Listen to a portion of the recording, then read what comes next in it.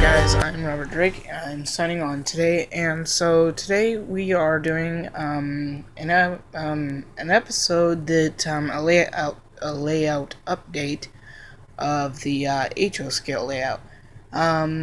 Before we begin the HO scale layout update, we will be I'm going to be talking about some upcoming videos. That's what I should say. The outdoor garden really video layout update, the only one that's out there, is going to be on YouTube. That one's going to be a pretty long one. So yeah, now we're gonna, and then I'm gonna do a tutorial on how to weather freight cars and make them more realistic. Like this one here, I'm going to take it and I'm going to weather it. And then I'm going to do some, and then I'm going to do another tutorial on how to put sound into one of my reefer box cars I picked up at Gardner Gizmos in Wichita, Kansas. That's going to be one tutorial. And then I'm going to show how to weather your engines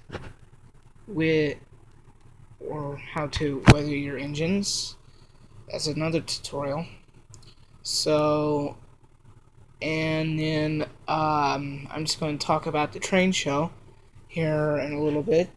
That I can't remember the dates, but I'll get the dates to you. My train layout will be up there at the layout or at the train show in Kansas City, Kansas. And so I'll get you the dates out there. I'll put it in a link down below. And so if y'all want to come to those, I'll say the dates that the train show will be out. So yeah, so let's get started. So there's the dates of the Arc City train show, November 5th and through the 6th. I'll be making sure, I know there was a typo on the first one I had seen, so I'll be making sure that's the right date. If you want to go to, if you're going to be in the Wichita area, you will, you can go to the model train show September 24th to 25th. That is a Saturday and a Sunday. That is on, there's everything you need to know there. And this is on the Wichita Train Club. I'll put a link at the bottom for this website. And so that ought to be pretty fun. You can see the layout there at the Arc City train show. And then you can see me at the Wichita one. I do not. I'll probably set up next year, but not this year. Okay, on to the layout update. So, when I got back from New Mexico, my layout was a disaster. Just like I left it, like I showed you guys when I gave you my video. I'll send you a link to you. If you don't know what I'm talking about, you probably should go to that video and check it out. I left for a Boy Scout trip, and that was pretty fun. And now I'm back, and now I'm up to my norm. So I've got to go back and resecure all my track because nails and bigger steam engines just do not cooperate. If you bang on the track too much, engines like this one won't run properly. They'll just come off the track, and it's no fun, and it'll end up ruin all your fun.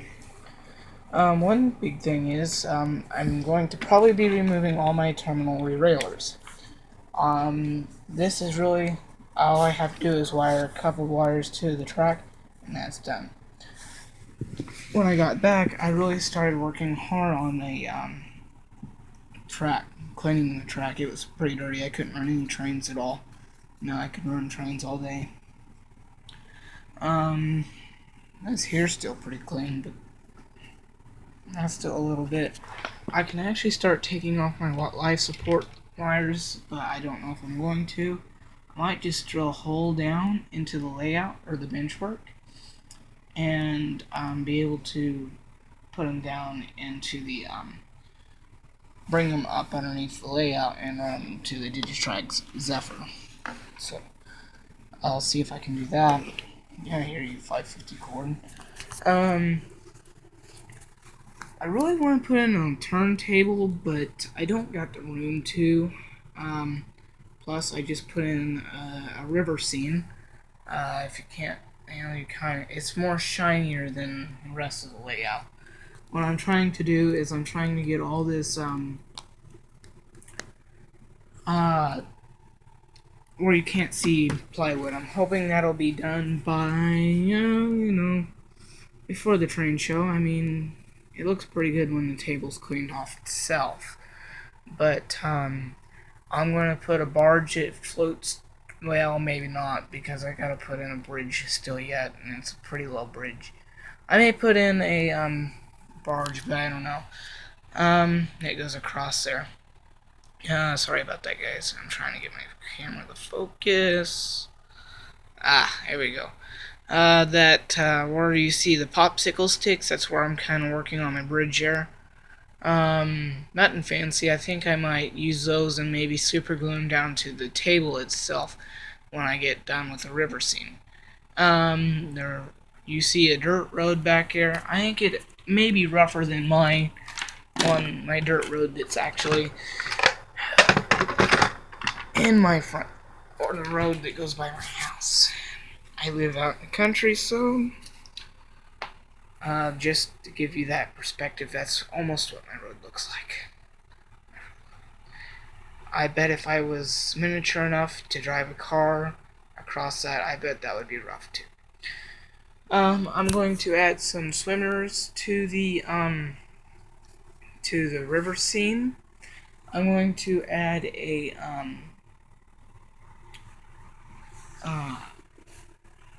campsite area. Me as a Boy Scout, that's probably going to be the biggest thing about me, because I want to probably try making things more accurate, have the tents set up, and trying to get that as much accurate as possible with all the merit badges that goes on during the day. I'll probably put a dining hall in, and this would probably be where the Boy Scouts would swim, and have some Boy Scouts doing the flag ceremonies. And then I think over here is where I would be putting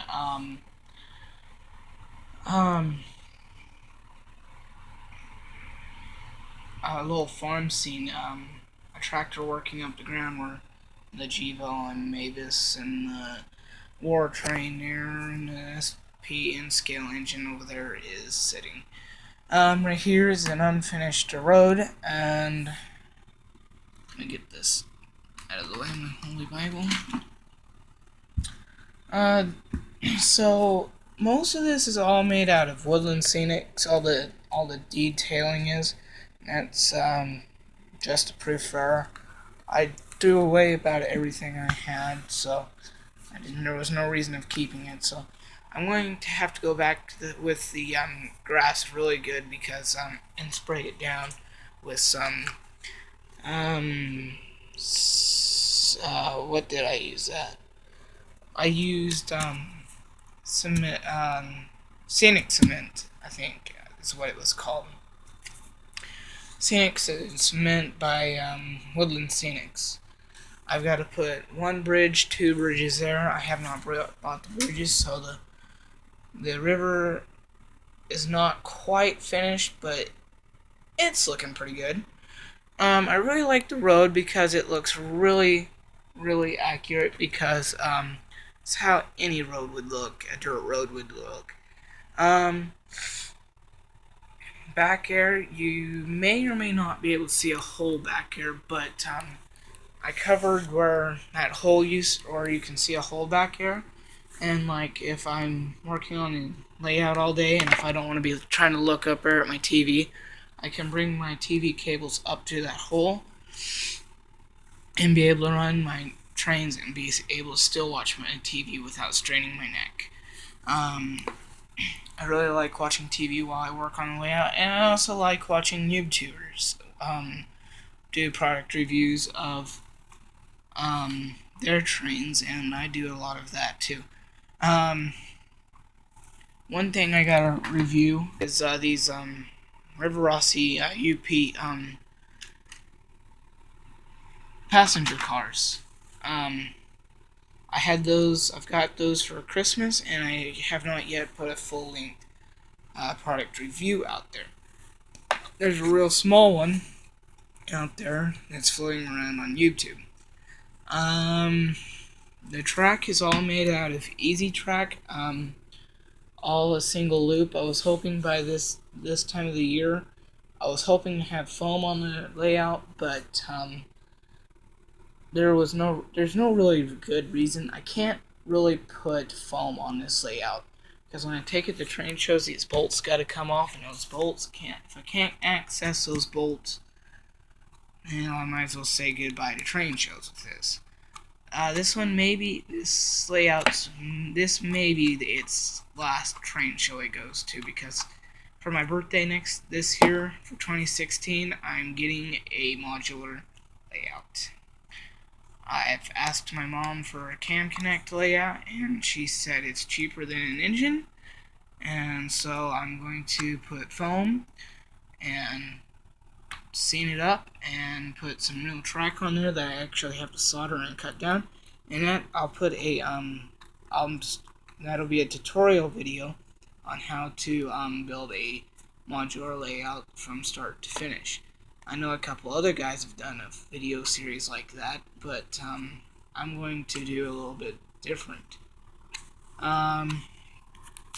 So we see a pile of diesel engines over here and steam engines. Let's just say, for the record, I have a pile of engines and rolling stock, and a lot of it's in scale too. It's funny how if you collect something for so long, it starts piling up and you don't realize it. So yeah, I think it covers about what I've done recently.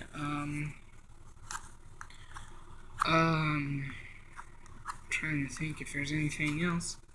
So I think last time I checked, my name is Robert Drake, and I'm signing out.